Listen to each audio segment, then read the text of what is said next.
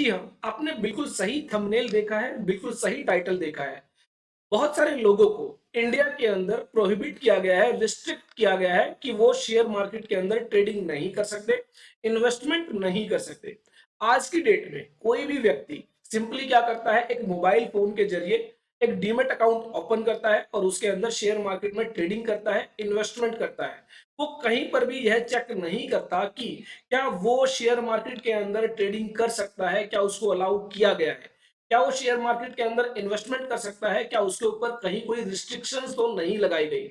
India के अंदर एक ऐसा कानून है जो सर्टेन क्लास ऑफ पर्संस पर प्रोहिबिशन लगाता है, रिस्ट्रिक्शन लगाता है कि वो लोग शेयर मार्केट के अंदर ट्रेडिंग नहीं कर सकते हैं, स्पेशली फ्यूचर एंड ऑप्शंस के अंदर तो बिल्कुल भी नहीं।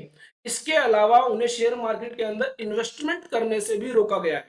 अगर वो इन्वेस्टमेंट करते भी हैं तो उसके लिए जो है स्पेशल क्राइटेरिया बनाया गया है, उस क्राइटेरिया के अंदर ही वो इन्वेस्टमेंट कर सकते हैं।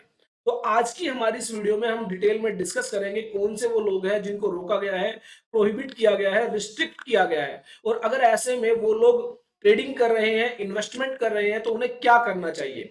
डिटेल में हम लोग डिस्कस करेंगे। मैं सीए मनोज गुप्ता स्वागत करता हूं आप सबका हमारे YouTube channel all about taxes पर। और अगर आपने अभी तक हमारे यूट्यूब चैनल को सब्सक्राइब नहीं किया है, जल्दी से कर लीजिए अगर आप अपडेटेड रहना चाहते हैं accounting, taxation and finance. Video को लाइक कर दीजिए और साथ ही शेयर कर दीजिए ताकि ज्यादा से ज्यादा लोगों तक ये वीडियो पहुंचे, और जो लोग इस तरह की ट्रेडिंग कर रहे हैं, इन्वेस्टमेंट कर रहे हैं, जिन्हें अलाउ नहीं किया गया है, उन लोगों को अगर पता चल जाता है तो वो क्या जो है एक्शन ले सकते हैं इन फ्यूचर। अब हम बात करते हैं कौन सा लॉ है, कौन सा कानून है जो इंडिया के अंदर जो है इस तरह की प्रोहिबिशन, इस तरह की रिस्ट्रिक्शंस लगाता है। तो इसके रिगार्डिंग स्पेशली जो बात कही गई है वो कही गई है गवर्नमेंट एम्प्लॉयज के लिए। जो भी लोग सेंट्रल गवर्नमेंट एम्प्लॉयज है या फिर स्टेट गवर्नमेंट एम्प्लॉयज है या फिर लोकल बॉडीज के तहत जो कि जैसे कि म्यूनिसिपैलिटी है वो एम्प्लॉयज है, तो ऐसे में इन सभी लोगों पर जो है रिस्ट्रिक्शंस लगाई गई है। ये स्टॉक मार्केट के अंदर ट्रेडिंग नहीं कर सकते, इन्वेस्टमेंट नहीं कर सकते, और अगर ये इन्वेस्टमेंट करते भी है तो इन्हें एक सर्टेन क्राइटेरिया फुलफिल करना होगा, तभी ये जो है इन्वेस्टमेंट कर पाएंगे। तो हम यहाँ पर बात कर रहे हैं जो बेसिकली है central civil services conduct rules. तो यहाँ पर जो है बेसिकली सेंट्रल गवर्नमेंट के ऊपर जो एम्प्लॉइज है उनके ऊपर रिस्ट्रिक्शंस लगाई गई है, प्रोहिबिशंस लगाई गई है। और सिमिलर रूल जो है आपके स्टेट गवर्नमेंट एम्प्लॉइज के लिए है और लोकल बॉडीज के जो एम्प्लॉइज है उनके लिए है। तो रूल 16 दिया गया है, इसके अंदर कहा गया है कि no government servant shall speculate in any stock share और अदर इन्वेस्टमेंट। कि जो गवर्नमेंट सर्वेंट है, बेसिकली जो गवर्नमेंट एम्प्लॉय है, वो किसी तरह की स्टॉक शेयर और अदर इन्वेस्टमेंट की स्पेकुलेशन के अंदर जो है इन्वॉल्व नहीं होगा। तो इसका मतलब है कि यहां पर सीधा सीधा आपको जो है फ्यूचर एंड ऑप्शंस के अंदर ट्रेडिंग करने से रोका जा रहा है। इसके अलावा जो लोग इंट्राडे ट्रेडिंग करते हैं, सेम डे पर शेयर्स खरीदते हैं और सेम डे पर ही शेयर सेल कर देते हैं, बेच देते हैं, जिसको कहा जाता है इंट्राडे ट्रेडिंग, ये भी आपकी स्पेकुलेटिव ट्रांजैक्शन है। तो ऐसे में इसके लिए भी आपको प्रोहिबिट किया गया है, मना किया गया है। तो सीधा सीधा मतलब है कोई भी गवर्नमेंट एम्प्लॉय, चाहे वो सेंट्रल गवर्नमेंट एम्प्लॉय है, स्टेट गवर्नमेंट एम्प्लॉय है या फिर लोकल बॉडी एम्प्लॉय है, ऐसे में वो किसी तरह की फ्यूचर एंड ऑप्शंस और इंट्राडे ट्रेडिंग नहीं कर सकते, क्योंकि ये सब क्या है, स्पेक्युलेटिव ट्रांजैक्शंस है। अब बात आई इन्वेस्टमेंट की। तो यहां पर इन्वेस्टमेंट के रिगार्डिंग भी यही कहा जा रहा है कि जो इन्वेस्टमेंट है अगर आप फ्रीक्वेंटली कर रहे हैं तो ऐसे में वो भी आपको अलाउड नहीं है, provided that nothing in this rule shall apply to occasional investment. अगर आप ओकेजनली कभी कभी इन्वेस्टमेंट करते हैं वो आपको अलाउड है। अब यहाँ पर ओकेजनली की और फ्रीक्वेंटली की कोई डेफिनेशन नहीं दी गई कि कब फ्रीक्वेंट ट्रांजेक्शन माना जाएगा, कब ओकेजनल ट्रांजेक्शन माना जाएगा। Made through stockbroker or other persons duly authorized and licensed or who have obtained a certificate of registration under the relevant law।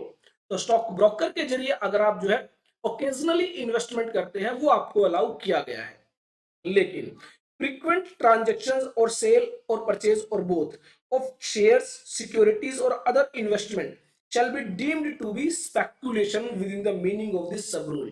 अगर आप फ्रीक्वेंट ट्रांजैक्शंस करते हैं, लगातार आप ट्रांजैक्शंस किए जा रहे हैं, तो ये स्पेकुलेटिव इन नेचर माना जाएगा। तो यहां पर सीधा सीधा ये मतलब है कि अब आप इन्वेस्टमेंट करते हैं शॉर्ट टर्म, तो ऐसे में अगेन यहां पर आपको देखना होगा कि आप फ्रीक्वेंट ट्रांजैक्शंस कर रहे हैं या ओकेजनली। ओकेजनली का मतलब 2-4 महीने में, 6 महीने में 1 बार आपने, 2 बार आपने कोई ट्रांज़ैक्शन की, तो ऐसे में ये जो है ओकेजनल ट्रांज़ैक्शंस मानी जाएगी, इन्वेस्टमेंट मानी जाएगी। लेकिन अगर आप लगातार हर दूसरे दिन, तीसरे दिन जो है शेयर खरीद रहे हैं, उसके बाद 2 दिन, 4 दिन उसको होल्ड करते हैं और बेच देते हैं, तो अगेन ये भले ही इंट्राडे ट्रेडिंग नहीं है, लेकिन फिर भी ये आपको अलाउ नहीं की गई है। गवर्नमेंट एम्प्लॉइज जितने भी है वो ध्यान रखें कि ओकेजनल इन्वेस्टमेंट, और ओकेजनल की कोई डेफिनेशन नहीं दी गई है, क्या ओकेजनल होगा ये फैक्ट्स पर डिपेंड करेगा कि आपके केस में जो है ओकेजनली आपने कितनी ट्रांजेक्शन्स की हुई है, क्या वो ओकेजनली मानी जानी चाहिए या फ्रीक्वेंटली ट्रांजेक्शन मानी चाहिए। और इसके रिगार्डिंग साफ साफ कहा गया है जो भी सेंट्रल गवर्नमेंट या स्टेट गवर्नमेंट होगी उसका जो डिसीजन होगा वो फाइनल डिसीजन होगा, उसमें किसी तरह का इंटरफेरेंस आप नहीं कर सकते कि आपके अकॉर्डिंग ये ओकेजनल इन्वेस्टमेंट है या फिर जो है ये फ्रीक्वेंट इन्वेस्टमेंट है। तो ऐसे में ध्यान रखें, फ्यूचर एंड ऑप्शंस और इंट्राडे ये तो बिल्कुल ही प्रोहिबिटेड है। और जो बात आती है शॉर्ट टर्म इन्वेस्टमेंट की, तो शॉर्ट टर्म इन्वेस्टमेंट में ओकेजनली इन्वेस्टमेंट अलाउड की गई है। इट मीन आप कभी कभी इन्वेस्टमेंट करते हैं, वो भी स्टॉक ब्रोकर के थ्रू, जो कि एक रिकॉग्नाइज्ड जो भी रेलिवेंट लॉ है उसके तहत जो है उसको जो सर्टिफिकेट दिया गया है, तो उसके जरिए आप ये जो इन्वेस्टमेंट कर सकते हैं। अब इसके अलावा जो लॉन्ग टर्म इन्वेस्टमेंट है उसके अंदर किसी तरह की कोई प्रोहिबिशन, कोई रिस्ट्रिक्शंस नहीं है। आप जो है without any fear long term investment कर सकते हैं। इसके अलावा यहाँ पर जो है कहा गया है कि आप ये सोचे कि आपके अलावा आपकी फैमिली मेंबर के जरिए आप जो है स्टॉक मार्केट के अंदर ट्रेड करें या फिर इन्वेस्टमेंट करें, वो भी आपको अलाउड नहीं किया गया है। जो भी गवर्नमेंट एम्प्लॉय होगा उसका जो भी फैमिली मेंबर होगा, बेसिकली जो स्पाउस है, अगर हस्बैंड है तो उसकी वाइफ, अगर वाइफ है तो उसके हस्बैंड, इसके अलावा जो उनके बच्चे हैं, डिपेंडेंट पेरेंट्स हैं, आप इनके जरिए भी स्टॉक मार्केट के अंदर जो है ट्रेडिंग नहीं कर सकते हैं। ओकेजनली इन्वेस्टमेंट कर सकते हैं, लेकिन जो फ्रीक्वेंट इन्वेस्टमेंट है वो आपको अलाउ नहीं की गई है। तो ये ध्यान रखें, अगर आप भी स्टॉक मार्केट के अंदर ट्रेडिंग करने जा रहे हैं या फिर आप जो है इन्वेस्टमेंट करने जा रहे हैं, तो मेक श्योर अगर आप एक गवर्नमेंट एम्प्लॉई है तो जरूर चेक कर ले कि क्या आपको अलाउ किया गया है या नहीं किया गया है। मैंने बहुत सारे ऐसे गवर्नमेंट एम्प्लॉइज को देखा है जो जनरली जो है मोबाइल्स के जरिए, एप्लीकेशंस के जरिए डीमेट अकाउंट ओपन करते हैं और फ्रीक्वेंटली ट्रेड करते रहते हैं, फ्रीक्वेंटली इन्वेस्टमेंट करते रहते हैं। तो साफ साफ यहाँ पर प्रोहिबिशंस जो है, रिस्ट्रिक्शन जो है लगाई गई है। अब बात आती है कि जो लोग ऑलरेडी कर रहे हैं तो उनको क्या करना चाहिए। ऐसे में उन लोगों को जो है इमीडिएटली ये जो ट्रेडिंग है, ये जो फ्रीक्वेंटली जो इन्वेस्टमेंट्स हैं, इनको स्टॉप कर देना चाहिए।